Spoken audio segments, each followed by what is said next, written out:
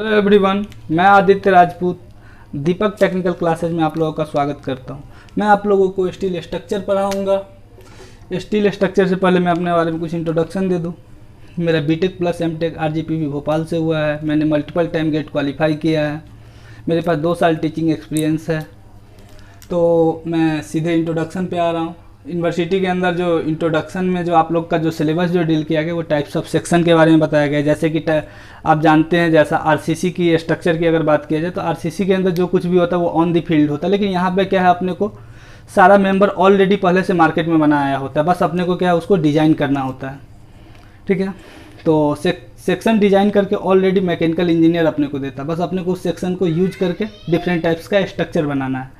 ठीक है, तो वो हो गया सेक्शन का। जैसे कि different types of different types of section की अगर बात किया करें तो टी सेक्शन होता है, आई सेक्शन होता है, एल सेक्शन होता है, एंगल सेक्शन होता है, चैनल सेक्शन होता है, ये सब सेक्शन होते हैं। ठीक है, वैसे ही अगर बात करें तो ये हो गया अपना टाइप्स ऑफ सेक्शन हो गया, उसका कुछ कैरेक्टरिस्टिक्स भी होगा, उसका कुछ स्ट्रेंथ भी होगा, उस सब के बारे में डिस्कस करेंगे। जैसे कि modulus of rigidity, Poisson ratio जिसे म्यू बोलते हैं अपन, यंग मॉडुलस जिसे मॉडुलस ऑफ इलास्टिसिटी भी बोलते हैं, इस सब के बारे में अपन डिस्कस करेंगे। तो ये हो गया अपना ये इंट्रोडक्शन के अंदर ये सारी चीज़ें होंगे। साथ में कौन सा कोड यूज करेंगे, जैसे कि IS 800 2007 ये कोड अपन यूज करेंगे, इसके बारे में भी पढ़ना है अपने को इंट्रोडक्शन के अंदर ही। टाइप्स ऑफ लोड जो होता है, टाइप्स ऑफ लोड भी अपने को पढ़ना है। अब टाइप्स ऑफ लोड है तो उसके अकॉर्डिंग भी कुछ कोड बना होगा, जो कोड है अपना IS 875, इसके बारे में भी अपने को पढ़ना है। ये हो गया अपना। इसके बाद जाकर कोई भी स्ट्रक्चर अगर डिजाइन करेंगे तो अपने पास 2 मेथड अवेलेबल है। एक को बोलते हैं WSM जिसे वर्किंग स्ट्रेस मेथड बोलते हैं, अगला होता है LSM होता है जिसे लिमिट स्टेट मेथड होता है, उसके बारे में भी अपन डील करेंगे। ये हो गया अपना इंट्रोडक्शन के अंदर ये सारी चीज़ें आएंगे। ठीक है, अब कनेक्शन की बात किया जाए अगर, तो कनेक्शन को अगर अपन देख रहे हैं तो कनेक्शन के अगर अपने पास तो डिफरेंट टाइप का सेक्शन आ गया तो अपन उसे डिजाइन भी करना पड़ेगा ना। और जैसे सपोर्ट दैट सोचिए, ये एक बीम है, ये बीम को सीधे खड़ा करके देंगे तो क्या होगा, ये गिर जाएगा, इधर उधर हवा हुआ भी आएगा तो गिर जाएगा। तो इसके लिए क्या है कि अपने को इसको फिक्स करना पड़ेगा। तो फिक्स करने का कितने सारे अपने पास ऑप्शन है, तो बेसिकली फिक्स करने का अपने पास 3 ऑप्शन है। 3 ऑप्शन कौन कौन है, या कि अपन बोल्टेड कनेक्शन करेंगे, इसके दूसरा नंबर पे अगर बात किया जाए तो वेल्डेड कनेक्शन करेंगे, तीसरा नंबर पे अगर बात किया जाए तो रिबीटिंग करेंगे।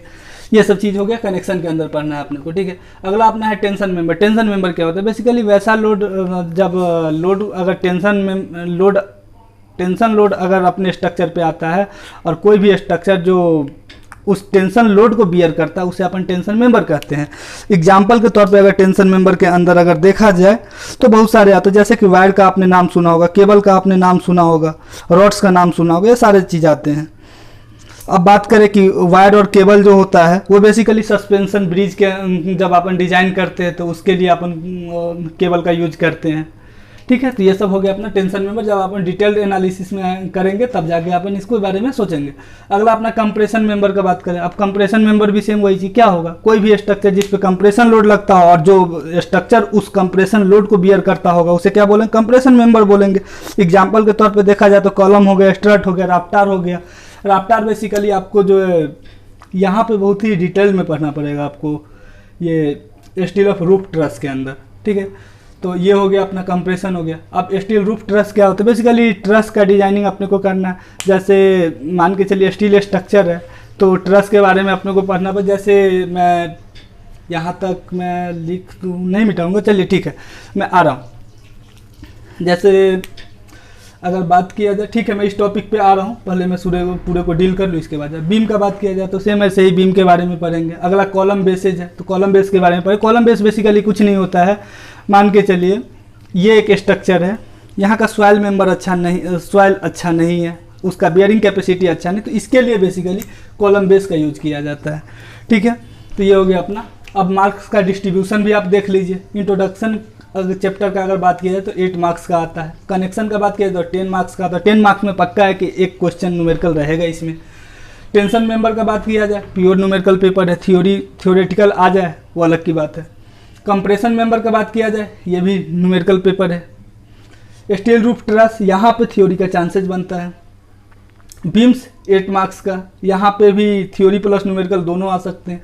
कॉलम बेस का बात किया जाए, यहाँ पे भी थ्योरी प्लस न्यूमेरिकल दोनों आते हैं। अगर न्यूमेरिकल का बात किया जाए तो मात्र 2 फार्मूला है, 2 फार्मूला से ही न्यूमेरिकल आता है बेसिकली, और बाकी बात और भी फार्मूले, लेकिन इंपॉर्टेंट 2 फार्मूला ही है, और वो 2 फार्मूला से कॉलम बेस हो जाएगा अपना। ठीक है, अब ये हो गया। तो इसके बारे में और मैं कुछ जान जाऊँ कि रेफरेंस बुक्स कौन सा पढ़े। आपके यूनिवर्सिटी के अंदर तो बहुत सारा रेफरेंस दिया गया, लेकिन मेरे पास अभी फ़िलहाल हार्ड कॉपी में NS नेगी है, तो मैं NS नेगी को डील करूँगा। अगर आप लोग को डिफरेंट, क्योंकि देखिए बुक्स, कोई भी बुक्स हो, कॉन्सेप्ट सेम देता है, बस different types of problem different होता है। अगर आपको ऐसा लगे, जब हम थ्योरी डील कर लेंगे, इसके बाद अगर आप डिज़ाइन कीजिएगा, मैं तो बहुत सारे क्वेश्चन डिज़ाइन करवाऊंगा ही, इसके बाद भी अगर आपको अगर एक्स्ट्रा अगर डिज़ाइन करना होगा तो आप अदर बुक्स भी रेफरेंस उठा सकते हैं। ठीक है, अब ये तो हो गया रेफरेंस के बारे में हो गया। अब आप बोलिएगा कि मैं पढ़ाऊंगा कैसे। बेसिकली मैं इस टाइप में पढ़ाऊंगा, आपका यूनिवर्सिटी का सिलेबस तो कंप्लीट करूंगा ही। जैसे ही अपन जैसे इंट्रोडक्शन क्लासेज हम कंप्लीट कर लिए, तो कुछ मैं आप लोग को थ्योरी भी बता दूंगा, ताकि आपको इन फ्यूचर आपको यूज हो। जैसे अगर बात करें तो आप लोगों के लिए सबसे इम्पोर्टेंट अगर बात किया जाए तो SSC JEE का ही एग्ज़ाम होगा। डिप्लोमा लेवल में सबसे अच्छा एग्ज़ाम जो आता है वो SSC JEE आता।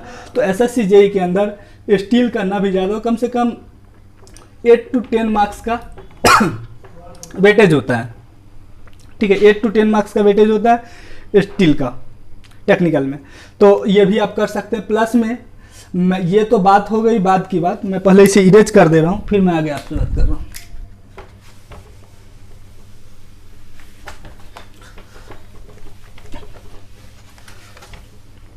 अगर मैं बात करूं, ये आपका तो पीटी हो गया, क्योंकि जैसा आपको पता होगा, नहीं पता होगा तो आप जान लीजिए, पीटी जो है बेसिकली 200 मार्क्स का होता है SSC JEE का, जिसमें 100 मार्क्स टेक्निकल होता है, 100 मार्क्स नॉन टेक होता है। ठीक है, तो नॉन टेक के अंदर 50 मार्क्स जो है वो रीजनिंग से आते हैं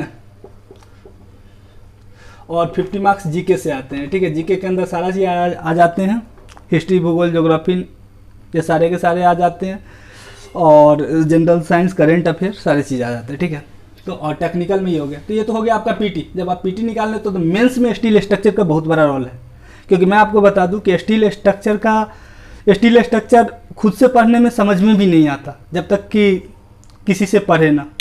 तो इसलिए मतलब कि यह आपका यूनिवर्सिटी एग्ज़ाम के लिए तो इम्पोर्टेंट है ही है, साथ साथ में अगर आप चाहें तो इन फ्यूचर एग्ज़ाम अगर आप दे SSC JEE का, तो उस लिए मैं आप लोग को ऑब्जेक्टिव क्वेश्चन भी कुछ करवा दूंगा। ठीक है, तो ये हो गया आपका सिलेबस के रिगार्डिंग बातें।